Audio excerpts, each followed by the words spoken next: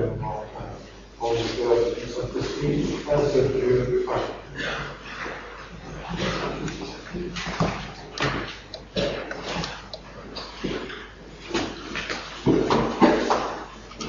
Au nom du Père, du Fils, du Saint-Esprit, un seul Dieu. Amen. On commence, ou plutôt en continue, ce que nous avons commencé, c'est le créé.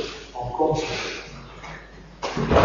Alors, en vérité, je crois en un seul Dieu, le Père Tout-Puissant, Créateur du ciel et de la terre, de toutes les choses visibles et invisibles. Ça, c'est la partie du Père. Et retenez bien dans la tête que le Père, c'est le Tout-Puissant et le Créateur. On va discuter ça.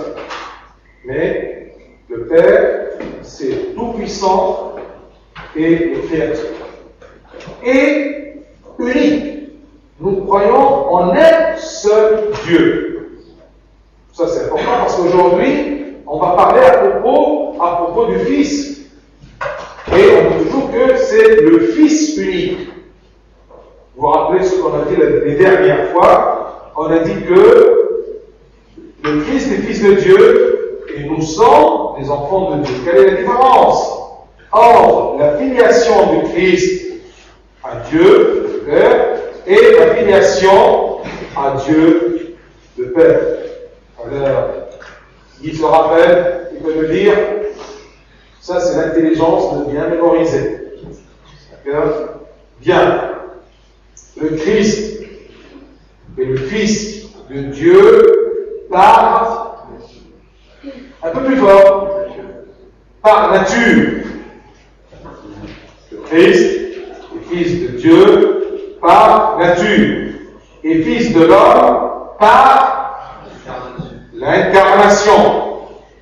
Moi, je suis le Fils de Dieu par adoption et je suis le Fils de l'homme par nature. D'accord? Alors, si je vous pose la question, est-ce que Dieu a un seul Fils ou plusieurs Fils? Qu'est-ce que vous allez répondre? Il a un Fils par nature et s'il y a des Fils par nature. Merci, monsieur. C'est ça notre foi. Vous voyez, après 2-3 fois, on peut commencer à exprimer notre foi dans des phrases, dans un vocabulaire humain. Et vous êtes ravis. Parce que si quelqu'un vous pose la question, d'accord, qu'est-ce que c'est que Fils de Dieu et Fils de Dieu, et toi tu es enfant de Dieu, il y a beaucoup de choses dans ta tête que tu n'arrives pas à exprimer. Maintenant, ce qu'on fait, c'est qu'on range bien, d'accord, notre foi dans la tête pour bien exprimer notre foi. Parce que parfois, si tu es en colère, tu n'arrives pas à exprimer ta colère, d'accord, tu vas exploser, oui ou non? La même chose. Si tu as une foi et tu n'arrives pas à l'exprimer, tu exploses. Tu exploses, mais dans un sens que tu commences à refuser. Mais c'est quoi la foi? Mais c'est compliqué, mais je n'arrive pas à exprimer ma foi. Non, c'est simple. Si tu prépares des termes, si tu prépares un vocabulaire dans ta tête et tu as l'habitude de répéter et de le dire.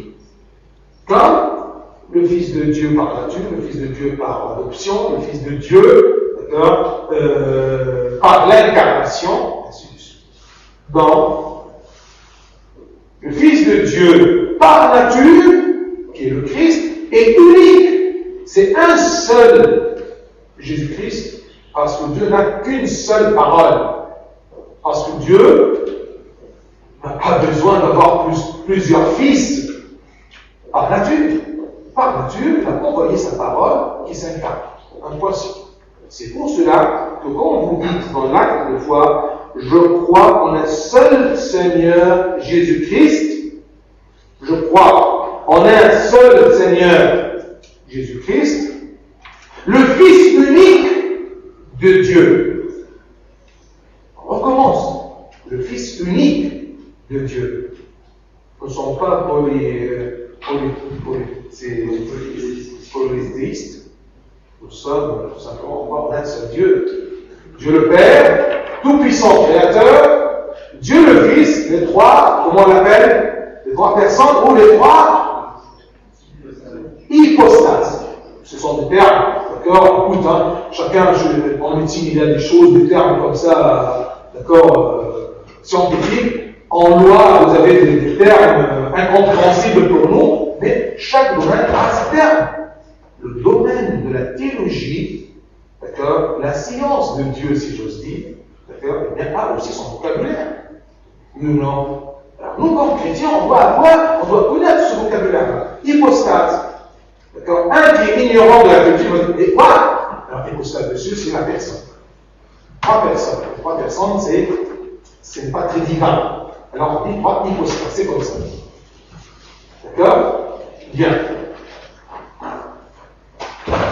Fils unique. Ton credo, ta foi est basée sur toujours la Bible. Ne crois pas, comme je le dis toujours, ce sont quelques hommes dans le temps, quelques patriarches, quelques mecs, qui sont assis comme ça pour inventer la foi. Non! Ça vient toujours basé sur les Écritures. C'est comme un peu plus loin dans le credo, vous allez voir qu'on récite en disant comme c'est dans les Écritures. Vous voyez,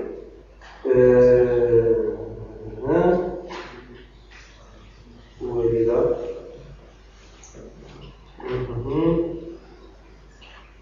Il est ressuscité le troisième jour conformément aux Écritures. Toute notre foi, ça ne vient pas de l'air. D'accord? Ça vient conformément aux Écritures. Qu'est-ce que c'est les Écritures? C'est tout l'Ancien Testament. D'accord? Et bien sûr, pour nous maintenant aussi, plus le Nouveau Testament. Mais comme le Christ, quand il était sur la terre, il parlait aux Juifs et aux gens en disant, comme c'est écrit dans les Écritures, sûrement ce n'était pas le Nouveau Testament, parce que le Nouveau Testament n'était pas encore écrit. Mais c'était l'Ancien Testament. Mais maintenant, pour nous, les Écritures, c'est toute la Bible, Nouveau et Ancien Testament.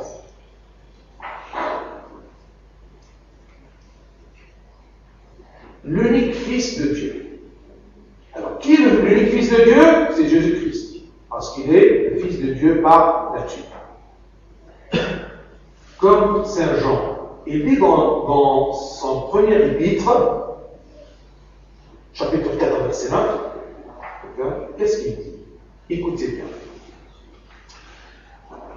L'amour de Dieu a été manifesté.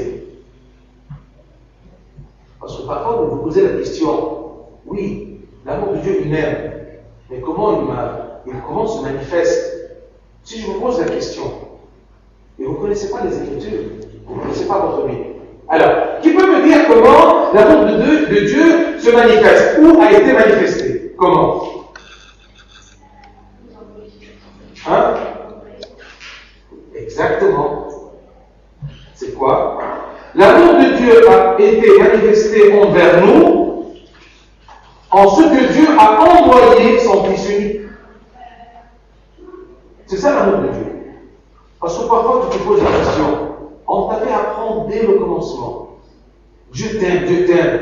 Oui, Dieu t'aime, il t'a donné la santé. Oui, Dieu t'aime, il t'a donné papa et maman. D'accord? Oui, il t'a donné un petit nez, des gros yeux. D'accord? Mais en vérité, l'amour de Dieu est manifesté en toi. On se pose cette question-là, mais on doit avoir la réponse. Et bien, c'est là dans les Écritures.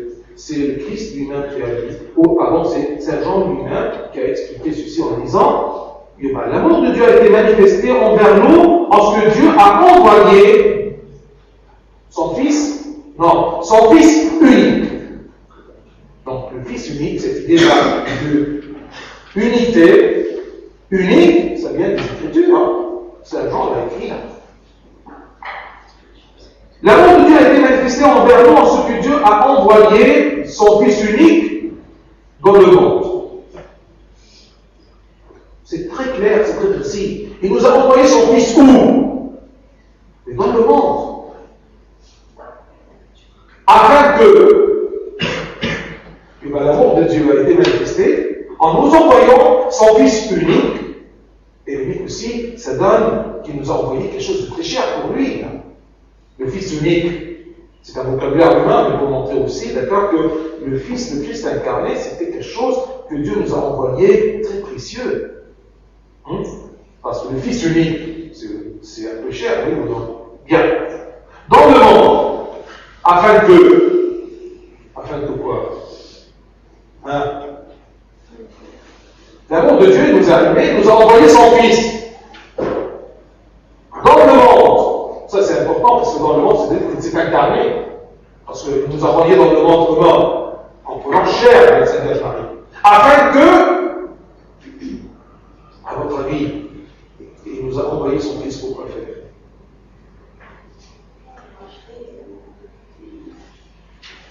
Oui, tout ça c'est juste. Mais regardez Saint Jean, qu'est-ce qu'il dit? Afin que nous vivions par lui. Ça c'est plus généralisé. Parce que nous racheter, nous préparer au royaume des cieux, pour nous sauver, mais c'est pourquoi? Pour que nous vivions par lui. Mais il y a des gens qui ne croient pas en Christ, mais ils vivent toujours. Alors eux, ils vivent par qui? Donc sûrement vivre, comme je vous ai dit, a un sens complètement différent. Ce n'est pas vivre comme sur la terre, mais nous vivions, afin que nous vivions par lui. La vie d'un chrétien, c'est la vie éternelle. Donc, regardez, tout est dans ce verset-là. Et toute la foi des chrétiens est basée sur les Écritures. Ça ne vient pas par hasard, c'est clair, net, précis, simple. L'amour de Dieu est manifesté en ce que Dieu a envoyé son Fils unique dans le monde afin que nous vivions par lui. C'est difficile? C'est la théologie. Si vous retenez ce verset-là, d'accord, vous pouvez exprimer votre foi facilement, clairement, précisément. Tu as compris maintenant, toi, chrétien, quel est l'amour de Dieu? Ce n'est pas tout simplement pour te donner des choses matérielles, mais qu'il a envoyé. Et son amour était manifesté dans ce que Dieu a envoyé son Fils unique. Afin que nous vivions par lui. Donc, ceux qui n'ont pas le Christ, ceux qui n'ont pas reçu le Christ, ceux qui n'ont pas accepté le Christ, ils ne peuvent pas vivre par lui. Mais ils peuvent vivre sur la terre. Et ça, c'est la réponse à la question. Mais il y a des gens qui ne croient pas, mais ils vivent mieux que moi. Oui, bien sûr. Parce que la vie que Dieu te donne, ce n'est pas la vie sur terre. Bien sûr, il te donne la vie sur terre comme créateur, mais comme sauveur, comme ton Père céleste, il te donne la vie éternelle. Que personne ne peut l'avoir que par le Christ. Jean toujours. Attention parce que Saint Jean, quel est le symbole de Saint Jean? Quel est le symbole de l'église, de l'évangile de Saint Jean? Qui c'est? Hein? Un peu plus fort, n'ayez pas peur. L'aigle. Pourquoi l'aigle? Parce que l'aigle, c'est l'oiseau. L'aigle, c'est un oiseau, oui ou non? C'est l'oiseau le plus fort parce qu'il peut voler le plus haut dans les cieux. Vous ne pouvez pas avoir un oiseau plus haut qu'un aigle. Première chose. Et deuxième chose, c'est quoi? Il a une vue très, très, très sharp, comment dire en français, très pointue, très précise, très forte. Une vue. D'accord? Au point que vous avez qu'un aigle, il y a un genre d'aigle qu'il vole très haut. Et tout d'un coup, il descend comme une fusée. Dans l'eau, il attrape un poisson et il file. Comment il a vu le poisson? De cette hauteur, d'une bonne vingtaine ou dizaine de mètres. Vous voyez? Alors, il a une vue très précise, très aiguë, très forte. C'est ça, Saint Jean. Il s'est envolé avec la pensée humaine très haut vers ce qui est céleste. Et il a une vue théologique, une vue qui perce la connaissance, qui rentre dans la profondeur de la connaissance. Mais bien sûr, il y a des limites humaines. C'est vrai que l'aigle peut voler très fort, très haut, mais il ne sera pas vers la lune. Hein. Alors même la pensée de l'homme, sa vue, sa intelligence, pour fouiner dans la vérité de Dieu, est toujours limitée. Bien. Alors Saint Jean, c'est pour cela que la plupart de nos versets, c'est Saint Jean. Qu'est-ce qu'il a écrit en passant comme ça comme des connaissances? Donc Saint Jean, un des 12 apôtres, il est symbolisé par l'aigle. Parce qu'il a parlé à propos des choses très célestes, très hautes, la divinité. Le plus, il a parlé à propos de ça. Qu'est-ce qu'il a écrit dans les Écritures? Sûrement dans le Nouveau Testament. Qu'est-ce qu'il a écrit? L'évangile de Saint Jean, bien sûr. Combien d'épîtres? 3 épîtres. Et quoi encore? Un peu plus fort, Marie n'aie pas peur. L'Apocalypse. Vous voyez Saint Jean? Il a écrit 5 choses. L'évangile de Saint Jean, 3 épîtres, première épître de Saint Jean, deuxième épître de Saint Jean, troisième épître de Saint Jean, et l'Apocalypse. D'accord? Bien.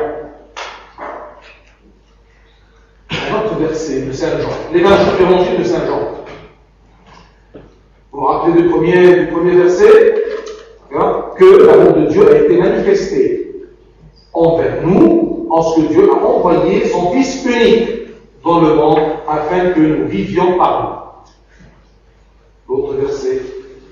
Car Dieu a tant aimé le monde qu'il a donné son Fils unique. Vous voyez, toujours Fils unique. Fils unique.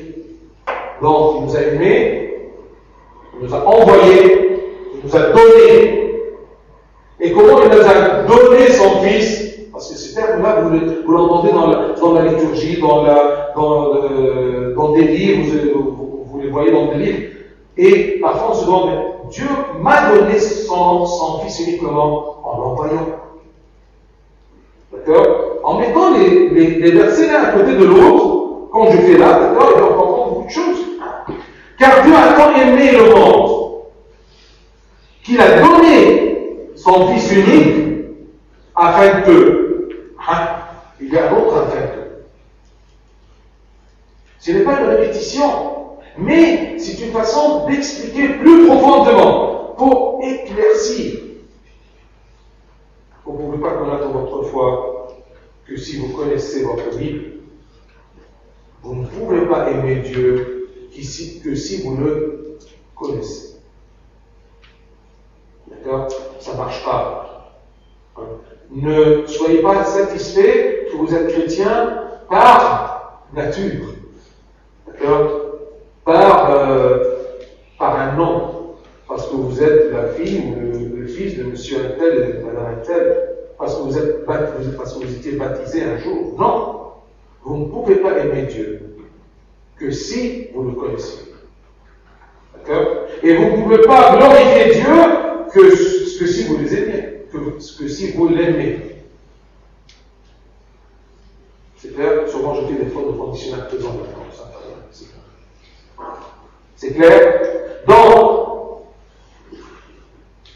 connaître, pour aimer, pour pouvoir glorifier, et pour pouvoir témoigner. Pourquoi vous n'arrivez pas à témoigner votre Christ? Malgré que Dieu nous a envoyé chacun de nous comme un témoin. Mais pourquoi on n'arrive pas? Comment tu peux témoigner quelqu'un que tu ne glorifies pas? Et comment tu peux glorifier quelqu'un si tu ne connais pas? Si tu ne l'aimes pas? Et comment tu peux aimer si tu ne connais pas? Est-ce que tu connais Dieu? Est-ce que tu connais Christ? Ça, c'est la question. Non pas est-ce que tu es chrétien? Non. Connaître Dieu, c'est important. Si tu prends la peine de venir après toute une journée de travail, d'école tout simplement pour venir écouter, apprendre à l'église, d'accord? Eh bien, c'est important pour connaître. Parce que si tu connais, tu peux aimer. Si tu aimes, tu vas le glorifier. Tu vas comprendre qu'est-ce que ça veut dire Inès. Tu vas comprendre qu'est-ce que c'est le Christ. Tu vas comprendre qu'est-ce que c'est le Dieu le Père qui t'a aimé et il t'a envoyé, il t'a donné son Fils unique. Afin que nous vivions par lui. Et ici, il y a d'autres afin que quiconque croit en lui ne périsse point, mais qu'il ait la vie éternelle. Alors, regardez maintenant, c'est très bien expliqué. Oui ou non? Croyez-moi que chaque verset, c'est un sermon. J'aimerais bien, au lieu de vous tracasser les pieds, d'accord, pour 1 heure, 3 quarts d'heure, je vous écris ces versets, je vous les donne. C'est suffisant. D'accord? Qu'est-ce que je peux expliquer là-dessus? Mais c'est très explicite, c'est très clair. Car Dieu a tant aimé le monde qu'il a envoyé, dans le sens de donner, ou plutôt de donner dans le sens d'envoyer, son Fils unique, afin que nous vivions par lui. Qu'est-ce que ça veut dire? Oui, vivions par lui. Dans quel sens? Dans le sens que on croit en lui. Et si on croit en lui, on va le suivre. Alors on ne va pas périr. Mais on va avoir la vie éternelle. Alors la vie éternelle, quiconque croit en lui ne périsse point, mais qu'il ait la vie éternelle, c'est une explication de l'autre verset qui dit afin que nous vivions par lui. Vivions quoi? La vie éternelle. Fils unique toujours. Aimé toujours. Il nous a aimés. Il nous a envoyés. Il nous a donné son Fils unique. Afin que nous vivions par lui. Et comment par lui? Par lui, qu'est-ce que ça veut dire le mot par lui? C'est que on croit en lui. Afin que quiconque croit, et quiconque c'est important, ce n'est pas pour les Juifs. Quiconque. Donc ça, c'est la justice de Dieu. Ne me dis pas, alors, quel est le sort de quelqu'un qui est né dans une famille qui n'est pas chrétien? Il sera jugé, mais de quel droit il sera jugé? Tout simplement parce que Dieu se manifeste à tous les créatures. D'accord? Tous les hommes. Puisque Dieu a permis qu'un être humain naisse, c'est-à-dire qu'il lui a donné l'occasion de le connaître. Mais les gens qui n'acceptent pas le Christ aujourd'hui, regarde, sans exception autour de toi, ce sont des gens qui le refusent. Mais qui les a péchés? Non, ne t'inquiète pas, ça c'est l'affaire de Dieu, ce n'est pas ton affaire. Et je te dis toujours que Dieu, toujours, il donne quelque chose. Si la personne reçoit, il lui donne plus. S'il refuse, première étape, il ne pousse pas pour la deuxième étape, il laisse. Parce que personne ne peut, ou Dieu plutôt, ne peut obliger personne de croire en lui. Il t'aide à croire en lui, mais il ne t'oblige pas. Il t'aide à l'aimer, mais il ne t'oblige pas à l'aimer. Car Dieu a tant aimé le monde qu'il a donné son Fils unique, afin que quiconque croit en lui ne périsse point, mais qu'il ait la vie éternelle.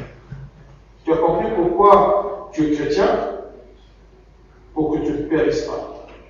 Pour que tu sois sauvé. Et qu'est-ce que ça veut dire sauver? C'est d'avoir vivre. Et qu'est-ce que ça veut dire vivre? C'est-à-dire avoir la vie éternelle. Et si tu vas vivre comme une plante pour quelques temps sur la terre, ensuite tu vas périr, et c'est terminé, non. Tu es la créature de Dieu, créée par Dieu à son image. Donc, à son image, ça veut dire tu vas vivre éternellement. Si tu crois en lui, parce que tu ne peux pas vivre éternellement que par lui. Donc maintenant, on comprend que qu'est-ce que ça veut dire? Dieu nous a donné, nous a envoyé son Fils unique. C'est par l'incarnation. Donc, l'incarnation était indispensable de l'envoi du Fils de Dieu sur terre.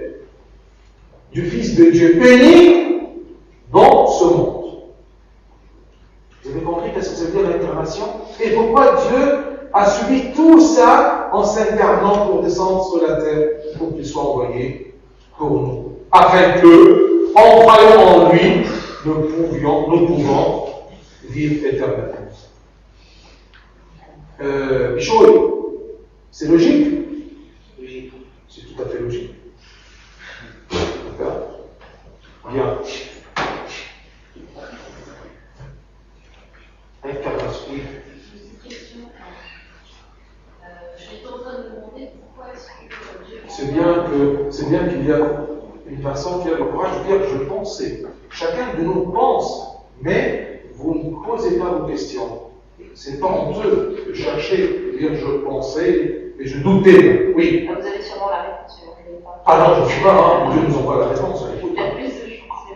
En fait, j'étais en train de me demander pourquoi est-ce que Dieu nous envoie son Fils unique donc à la date à laquelle il nous l'a envoyé, et pas par exemple à l'époque de Noé, au lieu d'inonder la terre.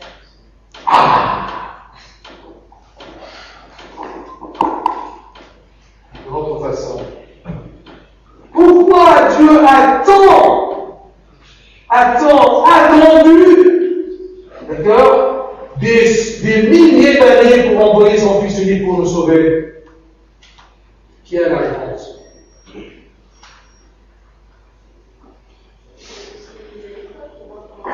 Pardon, un peu plus fort. Excusez-moi, je vais vous donner le... Chacun s'y a quelque chose. D'accord? Pensez un peu. Pourquoi Dieu a attendu des milliers d'années pour envoyer son Fils unique? Puisqu'il nous aime, il nous aime dès le commencement. Il a aimé Adam et Ève. Pourquoi il a tant attendu? C'était peut-être une mise à l'épreuve en fait pour voir comment est-ce que l'homme allait, tu rapproches. allait se comporter face à son situation dans laquelle il était. En fait, il a laissé l'homme se débrouiller un petit peu et quand il a vu que tu rapproches. Mais Dieu savait déjà comment l'homme allait se comporter. Oui. Il voit ce qui va se passer, même s'il ne veut pas appuyer dessus, c'est comment ça va se passer. Il savait tout, hein, Dieu, oui. Mais attention. Dieu a attendu tous ces siècles, non pas pour lui, ou pour qu'il ne savait pas. Non, c'est pour l'homme. Et dans quel sens? Pas le mettre à l'épreuve. Donc, bravo, c'est ça le mot. Tant que tu ne sens pas le besoin de ce que je te donne, si je te le donne, tu vas le jeter. Et ça sera contre toi, pas contre moi. D'accord? Si je te donne un médicament, mais tu ne sens pas ta maladie, si tu ne sens pas ton besoin, si tu ne comprends pas que pour guérir, tu dois avoir un médicament, si je te donne le médicament, tu ne pourras pas en profiter. Clair? Donc, première chose pour préparer l'homme à comprendre l'idée de la rédemption. C'est quoi la rédemption? C'est que quelqu'un qui doit mourir et un autre qui est innocent, il va mourir à sa place. D'accord? Et pour préparer l'homme à savoir qu'il est déjà malade, qu'il a besoin d'un sauveur, il lui a envoyé la loi de Moïse. Alors, l'homme, il a dit, ah oui, c'est ça qui va me purifier. Il a senti que devant la loi, il ne peut pas. C'est pas ça qui le purifie. Parce qu'il a su aussi que quand il a péché, il a désobéi à Dieu, il a mérité la mort d'après le jugement de Dieu. Le jour que tu mangeras, tu mourras. D'accord? Et aussi, sa nature était souillée. Et comment savoir qu'il est souillé? Que devant la vertu, devant le bon commandement de Dieu, il n'a pas pu agir. Il a besoin d'une force. Ça a pris beaucoup de temps. Et ensuite, Dieu il n'oblige jamais personne de faire quelque chose, mais il profite de tous les gens pour accomplir son plan divin. Il a attendu jusqu'à qu'à un moment opportun, soit la Sainte Vierge Marie, la personne humble qui peut concevoir le Christ, d'accord, mais d'une façon humble, pour attendre, d'accord, ce Judas-là, par sa volonté, il peut manger avec le Christ et le trahir. Il doit attendre le moment qu'en même moment, il peut avoir le gouverneur Pilatos, d'accord, un gouverneur romain lâche qui a peur, d'accord, tout simplement qui a peur de Rome, qu'il y a des problèmes en Jérusalem. Vous voyez? Alors, le temps opportun, il y a un verset qui dit que sous le ciel, pour chaque chose, il y a un moment opportun. C'est pour cela que ça a pris du temps pour préparer l'homme à tout ce plan de rédemption. D'accord? Et l'homme, en vérité, ce n'est pas une personne, c'est l'humanité. C'est clair? Et deuxièmement, pour préparer tous ces gens-là qui vont venir en même temps. D'accord? La réponse? Bien. Un autre verset de Saint Jean. Tout ça, nous sommes sur le point pour comprendre par plusieurs versets qu'est-ce que c'est le Fils unique et qu'est-ce que c'est envoyer le Fils unique et quelle est l'importance de ce Fils unique. Je crois en quoi dans ce Fils unique? Par nature. Bien. Le Verbe s'est fait chair.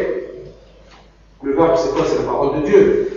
C'est fait chair. Donc, nous avons trois mots maintenant qui sont reliés ensemble. Il nous a donné son Fils unique. Qu'est-ce que ça veut dire donner son Fils unique? Envoyer son Fils unique. Et donner son Fils unique, envoyer son Fils unique, c'est-à-dire quoi? C'est-à-dire l'incarnation. C'est-à-dire le Verbe s'est fait chair. Donc, comment le Fils unique était donné au monde? En l'envoyant. En l'envoyant comment? Par l'incarnation. L'incarnation, c'est quoi? C'est que le Verbe de Dieu, le Fils de Dieu, la parole de Dieu s'est fait chair. Et tout ça, c'est la manifestation de l'amour de Dieu. Le Verbe s'est fait chair. Et il a habité parmi nous. Donc, vous vous rappelez du premier verset? Il nous a envoyé son Fils unique dans le monde. Et dans le monde, qu'est-ce que c'est dans le monde? Pour habiter parmi nous. Vous voyez, ça commence à être plus simple, plus facile. Il veut envoyer sa parole, mais dans ce monde, pour qu'il habite parmi nous. Et comment il va habiter parmi nous si il n'est pas comme nous? Et pour être comme nous, ce Verbe, ce Dieu, il doit prendre chair, s'incarner, pour habiter parmi nous, afin que nous vivions par lui, afin que quiconque croit en lui ne périsse point, mais qu'il ait la vie éternelle. Continuons ce verset. Le Verbe s'est fait chair, virgule. Parce que parfois vous lisez la Bible très rapide. Vous n'essayez pas de vous concentrer. Vous n'essayez pas de comprendre. Alors ça ne sert à rien. Et vous dites, on ne comprend rien. Attention, ces versets-là que je vous cite, que je cite devant vous, c'est ça la Bible, c'est ça la parole de Dieu. Et c'est du français, hein. Le Verbe s'est fait chair. Et il a habité parmi nous. Plein de grâce et de vérité. Et nous avons contemplé sa gloire. Une gloire comme celle du Fils unique venu du Père. C'est-à-dire, celui qui parle ici, c'est Saint Jean, un des disciples, celui qui a vu, qui témoigne, et nous a dit que le Fils de Dieu, le Verbe, s'est pris chair, il a habité parmi nous, et on l'a vu. On l'a vu. Il est humble, mais plein de grâce, plein de gloire. Et ce n'est pas une gloire terrestre, mais vraiment, quand il est habité parmi nous, on a vu sa gloire, une gloire. Nous avons contemplé sa gloire, virgule, une gloire comme celle du Fils unique, venu du Père.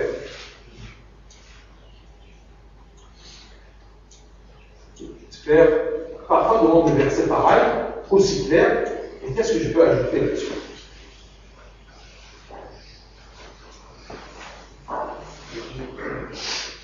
Mais pourquoi il nous a envoyé le Père, nous a envoyé le Fils? Pour nous sauver? Oui. Et moi, comme un humain, qu'est-ce que j'ai profité? Oui, la vie éternelle. Mais écoutez, Saint Jean, qu'est-ce qu'il y a en plus? Personne n'a jamais vu Dieu. Quelqu'un est contre ce verset ou cette partie du verset? Personne n'a jamais vu Dieu. Dieu, le Fils unique, qui est dans le sein du Père, est celui qui l'a fait connaître. Qu'est-ce que ça veut dire? C'est un peu difficile. On relit doucement. C'est dommage que vous n'avez pas l'évangile entre vos mains, alors quand vous écoutez tout simplement, c'est beaucoup plus difficile de se concentrer. Mais ça ne fait rien. Essayez de prendre votre évangile quand vous venez. Personne n'a jamais vu Dieu. Alors moi, je veux connaître Dieu. Comment je peux le connaître? Qui va me faire connaître Dieu? Le prophète, ce n'est pas assez. Des anges, ce n'est pas assez. Elle a dit la réponse. Le Fils. C'est le Fils, quand il est habité parmi nous, il nous a fait connaître Dieu. Et il précise ici, Saint Jean, que malgré que le Fils est venu parmi nous, il a habité parmi nous, mais il était toujours au sein du Père. C'est-à-dire, dans le Père, il ne s'est pas séparé. Comme quoi, vous vous rappelez, quand je vous ai dit, c'est comme une pensée d'Abunalou. Alors, la pensée d'Abunalou est envoyée à Christine sur une feuille. Elle la reçoit. D'accord? Est-ce que ça veut dire que cette pensée-là était séparée de moi? Eh bien non. Elle est toujours dans ma tête malgré que je l'ai envoyée, incarnée en lettres sur un papier. Alors, elle a connu ma pensée qui est toujours dans mon sein. Elle est toujours là-dedans. Oui ou non? C'est clair?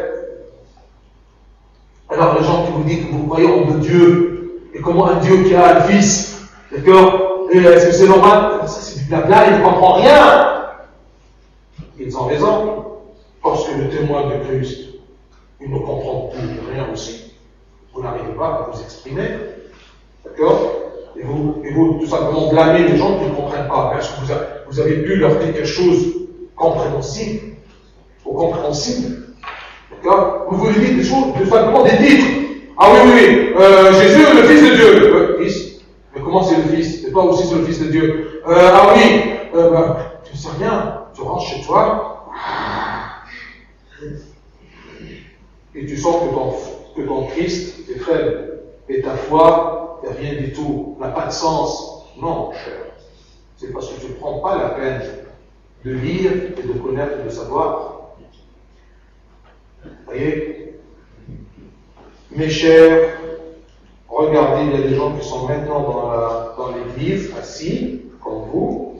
Ils ont pris la peine de supporter Abunalou avec toutes ces paroles-là. Il y a d'autres qui s'amusent devant la télévision maintenant. Est-ce que vous croyez que devant Dieu, ils sont égaux? Eh bien non. Eh bien non. C'est clair? Quand tu viens et tu écoutes, regardez notre nombre vis-à-vis à tous les gens qui vivent, non pas dans le monde, mais en France.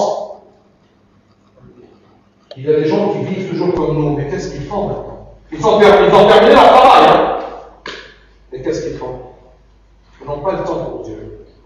Ils n'ont pas le temps pour avoir la vie éternelle. C'est ça, c'est Dieu qui compte. C'est aussi important que vos études, votre travail, votre santé, votre repos, pour reprendre demain. C'est plus Personne n'a jamais vu Dieu. Mais Dieu, le Fils unique, parce qu'il y a des gens qui vous dédoubter. Mais est-ce que c'est écrit dans l'Évangile que le Fils est Dieu? Eh bien oui. Jean 1, 18, premier chapitre. C'est écrit Dieu, le Fils unique. Parce que la parole de Dieu, c'est Dieu. Ta pensée et toi-même. Je répète toujours. Dieu, le Fils unique, qui est dans le sein du Père. Il n'est pas séparé du Père. Parce que s'il est séparé du Père, donc nous avons deux dieux. Non. C'est comme la pensée. C'est pour ça qu'on dit que le Christ est le Verbe et la pensée de Dieu. Saint Paul dit, Jésus, la pensée, la sagesse, la force de Dieu.